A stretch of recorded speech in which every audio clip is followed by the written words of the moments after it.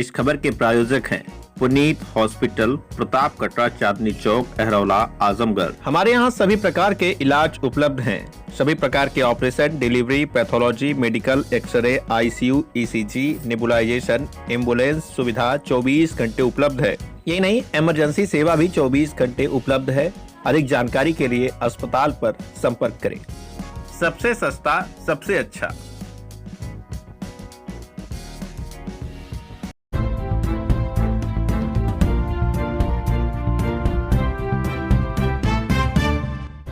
नमस्कार, आप देख रहे हैं तेज न्यूज। मैं हूं आपके साथ विनोद राजभर। आइए शुरू करते हैं खबरों का सिलसिला।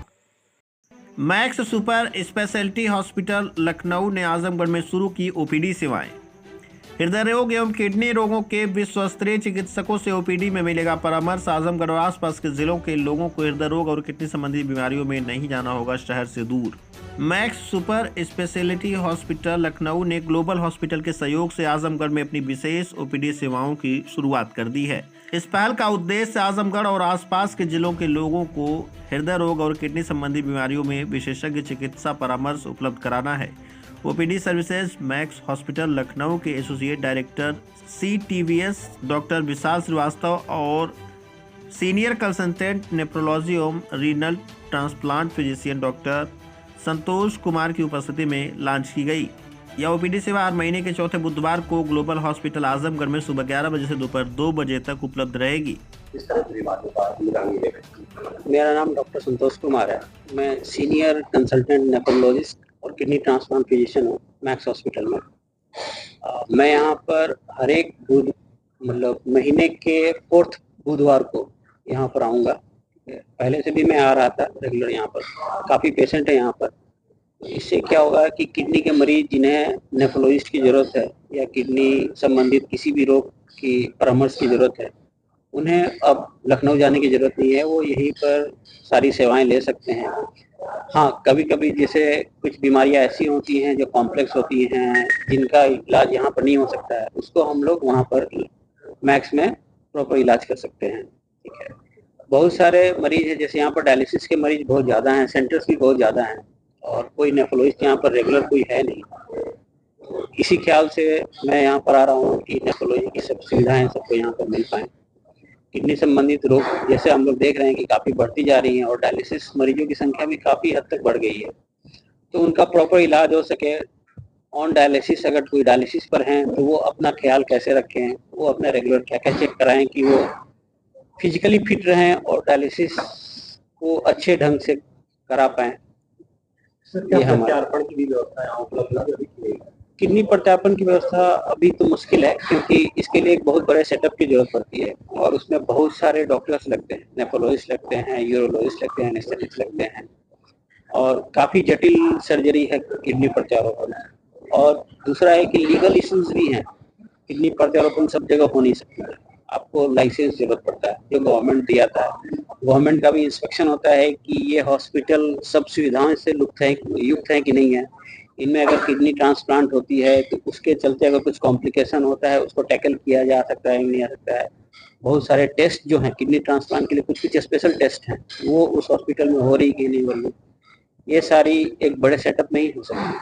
तो किडनी ट्रांसप्लांट के जैसे यहाँ पर 1-2 फॉलोअप में पेशेंट रहते हैं, यहाँ के ट्रांसप्लांट पेशेंट, और अगर कोई ट्रांसप्लांट कराना चाहें तो हम लोग लखनऊ में उनका इलाज की व्यवस्था कर सकते हैं। उनके इलाज नहीं, बहुत अच्छा लगा आप लोग आए। देखिए, मेरा नाम डॉक्टर विशाल श्रीवास्तव है और मैं पिछले 25 सालों से हार्ट सर्जरी कर रहा हूँ लखनऊ में। करीब 10,000 से ज़्यादा हम लोगों ने हार्ट सर्जरी की है और हमारा पर्पस आजमगढ़ आने का ये था कि बहुत सारे मरीज जो इस इलाके के हैं जो हमारे पास वहाँ आते हैं और बराबर फॉलोअप में भी आते रहते हैं। तो हम लोग का इशू ये था कि अब देख रहे थे कि बहुत सारे मिस डायग्नोज भी हो जाते हैं या कोई टाइमली हमारे पास नहीं पहुँच पाते। तो ऐसे पेशेंट्स के लिए हम लोगों ने यहाँ पर ग्लोबल जो हॉस्पिटल है उसमें ओपीडी स्टार्ट करी है। और ओपीडी हम जो हर महीने के, अभी तो एक दिन महीने के आखिरी शनिवार वो बुधवार होगा, उसमें हम लोग आएंगे हर महीने, जैसे कि डॉक्टर संतोष आ रहे हैं।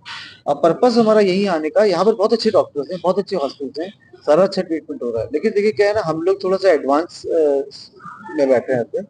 हमारे आने से ये होता है कि अगर पेशेंट हमें सीक करता है तो हम टाइमली उसको बता सकते हैं कि भाई तुम्हें कोई बहुत बड़ी प्रॉब्लम तो नहीं आने वाली है, और या हम उनको सजेशन करते हैं। बहुत सारे लोगों को जैसे ऑपरेशन की जरूरत है, लेकिन उनको पता भी होता है, फिर भी वो सोचते रहते हैं कि नहीं हम कैसे कराएंगे, क्योंकि विश्वास नहीं होता।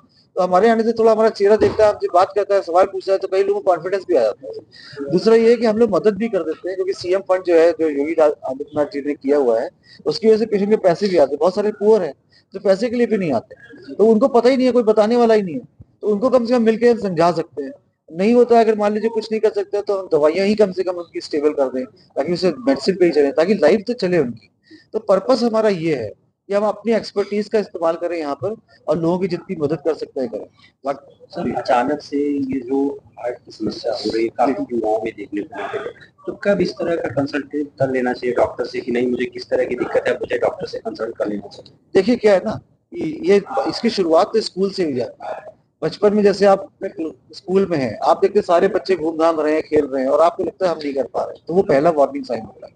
उसी तरह जैसे आप जब से ज्यादातर 40 के नीचे बीमारी होने के चांसेस कम रहते हैं।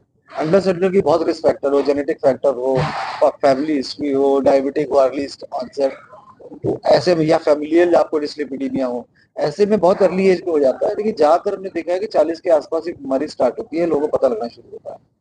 तो हमें ये कहना, उसके बाद हमें ध्यान रखना शुरू करिए। हमें एक तो अपना लाइफस्टाइल ठीक रखना चाहिए, भाई सुबह जल्दी उठ के वॉक करने जाएं, अपना ब्लड शुगर कंट्रोल रखना चाहिए, ब्लड प्रेशर अपना कंट्रोल रखना चाहिए, ठीक है, और इसके अलावा खान पान ठीक रखना चाहिए, और टेंशन नहीं लेनी चाहिए। ये जो टेंशन है ना, ये सबसे बड़ी चीज है।